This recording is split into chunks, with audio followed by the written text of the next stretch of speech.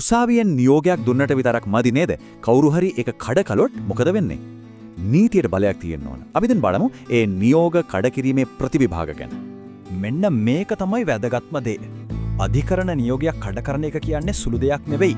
ඒක අපරාධ වරදක්.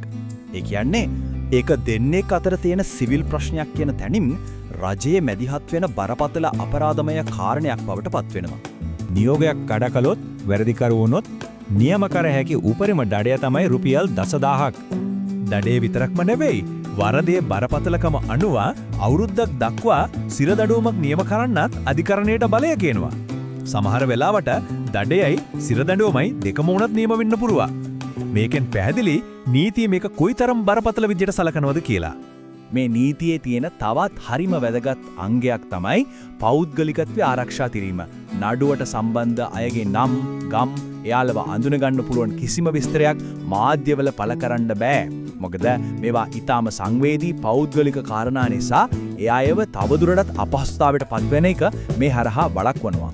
ඉතින් අවසාන වශයෙන් අපි මෙහෙම හිතමු. නීතියක් කියන්නේ නිකම්ම පොතක ලියපු වචන ටිකක් විතරද? එහෙම නැත්නම් ගෙදරක බිට්ටි 4 ඇතුලේ ඇත්තරම ආරක්ෂාවක්, සුරක්ෂිත බවක් නිර්මාණය කරන්න පුළුවන් බලවත් මෙවලමක්ද? මේ පනත ඒ ගැන ගැඹුරින් හිතන්න අපිට හොඳ ඉඩක් සලසනවා.